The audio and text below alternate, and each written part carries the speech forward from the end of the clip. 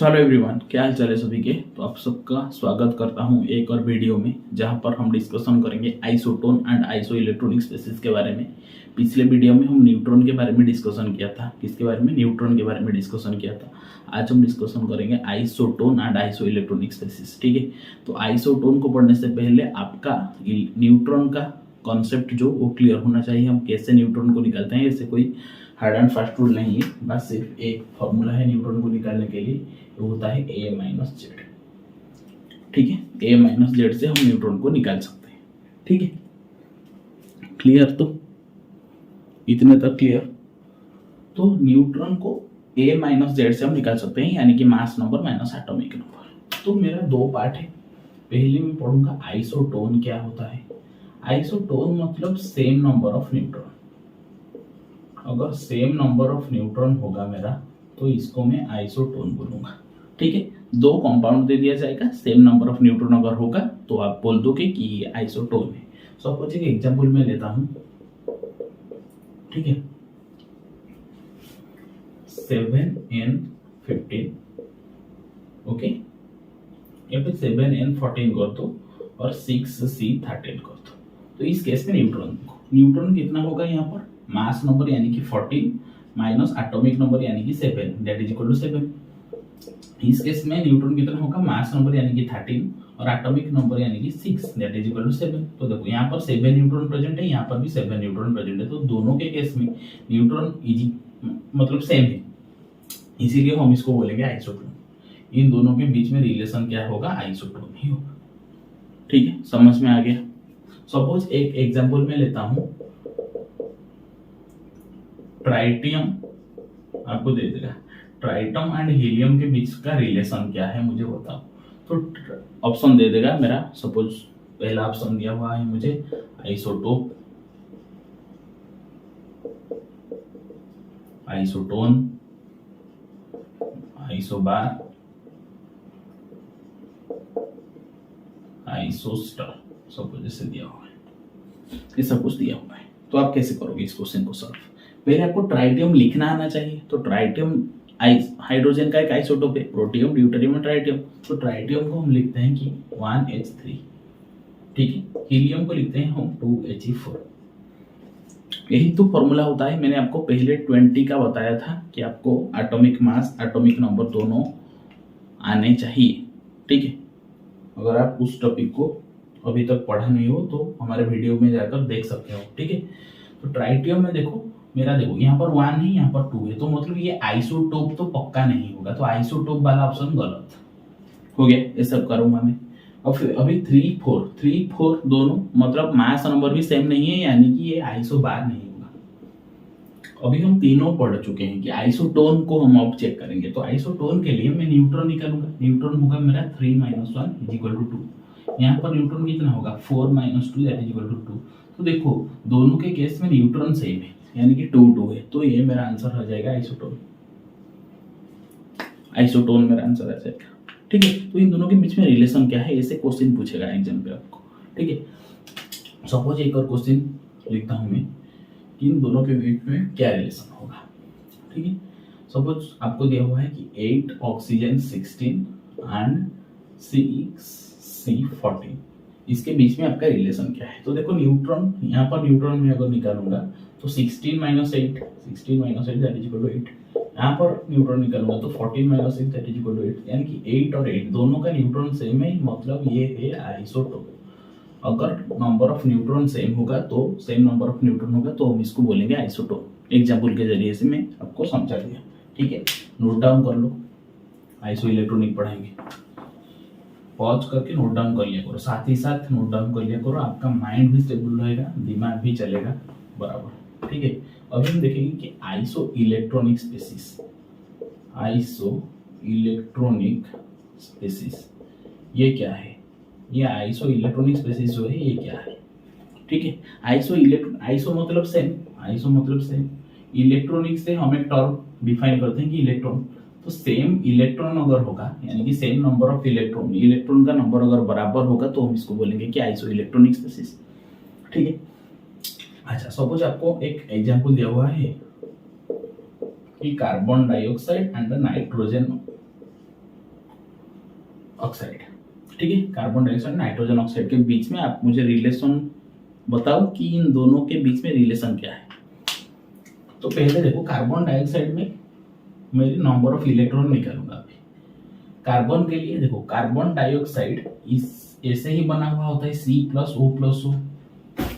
ठीक है, और C के केस में देखो यहाँ पर 6 12 प्रेजेंट होगा, यहाँ पर 8 16 प्रेजेंट होगा, जनरली यहाँ पर 8 16 प्रेजेंट होगा। तो मुझे इलेक्ट्रॉन निकालना है और ये न्यूट्रल एटम है। देखो यहाँ उसके इसके ऊपर कोई चार्ज है क्या, इसके ऊपर कोई चार्ज है क्या, कोई भी चार्ज नहीं है, नाइदर आनायन नॉर कैटायन प्रेजेंट। तो इलेक्ट्रॉन जो होगा ये एटॉमिक नंबर के बराबर होगा, यानी कि 6 + 8 + 8, तो 22 इलेक्ट्रॉन मुझे मिलेगा कार्बन डाइऑक्साइड में। अपन N2O में मुझे क्या मिलेगा, देखो N2 में मैं N+N+O लिख सकता हूँ। ये 7 14 लिखूंगा जनरल, 7 14 लिखूंगा, 8 16 लिखूंगा जनरल। ठीक है, ये भी न्यूट्रल है, इसके ऊपर कोई पॉजिटिव चार्ज या फिर कोई नेगेटिव चार्ज प्रेजेंट नहीं है। तो ये जो नीचे वाला है एटॉमिक नंबर, यही होगा नंबर ऑफ इलेक्ट्रॉन। तो नंबर ऑफ इलेक्ट्रॉन 7 + 7 + 8, देखो 22 इलेक्ट्रॉन हो गया कि नहीं। तो CO2 एंड N2O के केस में 22 इलेक्ट्रॉन प्रेजेंट है, यानी कि same number of electron present है, तो हम इसको आइसो इलेक्ट्रॉनिक स्पीशीज बोल सकते हैं। ठीक है, बोल सकते हैं, मैं ऐसा क्यों बोल रहा हूं कि बोल सकते हैं।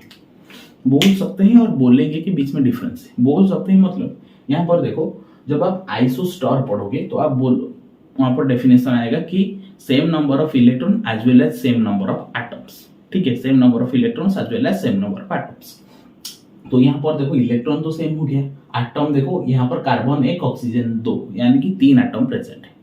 यहाँ पर नाइट्रोजन 2 ऑक्सीजन 1, यानी कि 3 एटम प्रेजेंट है। तो same number of atom as well as same number of electron, इसको हम मोर अप्रोप्रिएटली, ओके, मतलब मोर एक्यूरेटली हम बोल सकते हैं कि ये है आइसोस्टर, क्योंकि वहां पर एटम का नंबर सेम है और इलेक्ट्रॉन का नंबर सेम है। हम इसको प्रॉपरली बोल सकते हैं कि ये आइसोस्टर है। लेकिन अगर ऑप्शन में आपका आइसोस्टर प्रेजेंट नहीं होगा तो आप उसको आइसो इलेक्ट्रॉनिक स्पीशीज बोल सकते हो, क्योंकि यहाँ पर नंबर ऑफ इलेक्ट्रॉन सेम है। ठीक है, तो इसीलिए मैं जस्ट एक एग्जांपल दे दिया आइसो इलेक्ट्रॉनिक स्पीशीज का। अच्छा, मुझे चलो एक एग्जांपल और लेता हूं मैं फंडा क्लियर करने के लिए। सपोज O2- F-, ओके, मेरा neon Al3+, Mg2+, okay, and Na+, 6 दे दिया गया। मुझे निकालना है कि कौन सा आइसो, इनके बीच में रिलेशन क्या है, मुझे निकालना है कि रिलेशन क्या है। ठीक है, ऑडियो वीडियो एकदम क्लियर ना, फिर कोई प्रॉब्लम नहीं। ठीक है, चलो। तो देखो इसके ऊपर 2- यानी कि 2 माइनस चार्ज है, और जो माइनस चार्ज है, ये जो माइनस चार्ज इसको हम बोलते हैं अनायन। ठीक है, जो प्लस चार्ज बोलते हैं इसको हम बोलते हैं कैटायन। ठीक है, तो माइनस चार्ज को अनायन बोलते हैं, प्लस चार्ज को कैटायन बोलते हैं। तो यहाँ पर -2 माइनस चार्ज है। ठीक है, यानी कि ये अनायन है। F- अनायन है। Ne के ऊपर, यानी कि नियॉन के ऊपर कोई भी पॉजिटिव या फिर कोई भी नेगेटिव चार्ज है क्या, दिख रहा है क्या, नहीं है ना, तो ये न्यूट्रल स्पीशीज हो। इसके ऊपर 3 पॉजिटिव चार्ज है, यानी कि ये कैटायन होगा। 2 पॉजिटिव चार्ज है, कैटायन होगा। 1 पॉजिटिव चार्ज है, कैटायन होगा। पॉजिटिव चार्ज मतलब कैटायन, नेगेटिव चार्ज मतलब अनायन। बात क्लियर? ठीक है, देखो, तो जितना नेगेटिव चार्ज आपका प्रेजेंट होगा आप उतना ऐड करोगे, और जितना पॉजिटिव चार्ज आपका प्रेजेंट होगा आप उतना सब्ट्रैक्ट करोगे। समझ में आया कि मैं क्या बोला? कि अगर आनायन के केस में होगा तो जितना नेगेटिव होगा उतना मैं ऐड करूंगा, और कैटायन के केस में जितना पॉजिटिव होगा उतना मैं माइनस करूंगा या फिर सब्ट्रैक्ट करूंगा। ठीक है, तो यहाँ पर क्या देखो, 8 का ऑक्सीजन का एटॉमिक नंबर 8 है, फ्लोरीन का 9 है, नियॉन का 10 है, एल्यूमिनियम का 13 है, मैग्नीशियम का 12 है, सोडियम का 11 है। ये मुझे पता है, मुझे पता लगाना होगा, याद करना होगा। तो यहाँ पर इलेक्ट्रॉन जब मैं निकालूंगा तो ये 8 के साथ ये 2 माइनस यानी कि 2 ऐड करूंगा, 10 इलेक्ट्रॉन मेरा हो गया। ये जो इलेक्ट्रॉन निकालूंगा मैं 9 के साथ एक माइनस यानी कि एक ऐड कर दूंगा तो 10 इलेक्ट्रॉन कन्फर्ट। न्यूट्रल स्पेसिस कुछ करने की जरूरत नहीं है, 10 इलेक्ट्रॉन दिख रहा है नीचे जो लिखा हुआ है। यहाँ पर देखो क्या होगा, 13 3 पॉजिटिव है, जितना पॉजिटिव उतना माइनस करूंगा, प्लस चार्ज जितना होगा उतना माइनस करूंगा, तो 13 - 3 10। मैग्नीशियम में 12 माइनस 2 10, 2 पॉजिटिव है। सोडियम के केस में 11 एक पॉजिटिव है, 11 - 1 10। तो यही सब इलेक्ट्रॉन कहलाता है मुझे, यही मेरा इलेक्ट्रॉन है। तो O2 माइनस में 10 इलेक्ट्रॉन, F माइनस में 10 इलेक्ट्रॉन, नियॉन न्यूट्रल है 10 electron, Na plus 10 electron, Mg2 plus 10 electron, L3 plus 10 electron, Si4 plus 10 electron, ये सब में 10 इलेक्ट्रॉन होता है। N3 माइनस नाइट्रोजन के लिए 7, 3 माइनस यानी कि 3 ऐड कर दोगे, 7 3 10 10 इलेक्ट्रॉन। N3 माइनस, यहाँ पर अगर N3 माइनस भी लिख दिया जाएगा तो कोई बुराई नहीं, इसका भी 10 इलेक्ट्रॉन आ जाएगा, 7 + 3 10। तो जितना आप पहले एटॉमिक नंबर याद कर लोगे, एटॉमिक नंबर के अनुसार जितना पॉजिटिव चार्ज है उतना माइनस करोगे, जितना नेगेटिव चार्ज है उतना ऐड करोगे, आपका इलेक्ट्रॉन आ जाएगा। ठीक है, ऑपोजिट साइन माइनस चार्ज के लिए प्लस ऐड करोगे, प्लस चार्ज के लिए सब्ट्रैक्ट करोगे, इसको खोपचे में लिख लो। और हम नेगेटिव चार्ज को बोलते हैं आनायन, पॉजिटिव चार्ज को बोलते हैं कैटायन। देखो कैसे याद करोगे, पॉजिटिव कैटायन का स्पेलिंग क्या होता है, CATION। देखो यहाँ पर पॉजिटिव, ये भी पॉजिटिव के सिंबल जैसा दिख रहा है, तो CAT तो पॉजिटिव चार्ज होता है कैटायन। तो बाकी रेस्ट जो रहा नेगेटिव, ये होगा आनायन। कैटायन और आनायन के अलावा और कुछ नहीं है ना, न्यूट्रल है। न्यूट्रल मतलब चार्जलेस। चार्जलेस आप नहीं बोल सकते हो, आप बोल सकते हो कि ओवरऑल चार्ज आपका 0, उसके ऊपर ओवरऑल चार्ज 0 हो गया। ठीक है, बस तो ही होगा हमारा आइसो इलेक्ट्रॉनिक स्पेसिस। तो आइसो स्टार और आइसो डायपर हम नेक्स्ट क्लास में पढ़ेंगे। आज हम क्या पढ़े, isotone and isoelectronic species. Previous lecture में क्या पढ़े थे, आइसोटोप एंड आइसोबार। ऐसे ही एक एक टॉपिक आपका चलता जाएगा, एग्जाम्पल के साथ भी मैं आपको समझाता हुआ चल रहा हूँ। सपोज आपको एक एग्जाम्पल दे देगा, N3 minus and Si4 plus, इसके बीच में रिलेशन क्या है, तो आप इलेक्ट्रॉन निकालो ना पहले। 7 + 3 10 इलेक्ट्रॉन। सिलिकॉन का एटॉमिक नंबर 14, 4 + यानी कि -4 10 इलेक्ट्रॉन। इलेक्ट्रॉन समान है यानी कि आइसो इलेक्ट्रॉनिक स्पेसिस। खत्म। ठीक है, तो ऐसे ही आपको करना होगा क्वेश्चन देख के हुए। नेक्स्ट क्लास में 2 टॉपिक बाकी जो रह गया हमारा, क्या क्या रह गया, isodiapher and isoster. Isodiapher मतलब सेम न्यूट्रॉन माइनस प्रोटॉन अगर होगा तो हम उसको आइसो डायपर बोलेंगे, और आइसो स्टार मतलब same number of electron as well as same number of atom, जिसका एग्जांपल मैं ऑलरेडी दे चुका हूँ, CO2 एंड N2। ठीक है, इस एग्जांपल को फिर अगले क्लास में दूंगा। तो इन दोनों के खत्म होने के बाद हम एक प्रैक्टिस सेशन रखेंगे, मतलब मिक्स टाइप ऑफ क्वेश्चन 10-12 सवाल रखेंगे और उसका सॉल्यूशन आपको बताएंगे इसी कॉन्सेप्ट पर, isotope, isobar, isotone, isodiaphere, isoster and isoelectronic species. ये 6 पर आपका सवाल रहेगा। ठीक है, फिर हम मूल कॉन्सेप्ट पर प्रोसीड करेंगे, क्या होता है मॉलिक्यूलर मास कैसे निकालते हैं, ये सब के बारे में चर्चा करेंगे। ठीक है, तो धीरे धीरे एक एक कॉन्सेप्ट आपका मतलब पूरा मक्खन होता हुआ चलेगा। आप जो नीचे व्हाट्सएप नंबर दिया हुआ है वहाँ पर आप मुझे एक DM कर सकते हैं, मैं आपको मेरे पर्सनल डाउट ग्रुप में ऐड कर सकूँ और आपका डाउट सॉल्व कर सकूँ।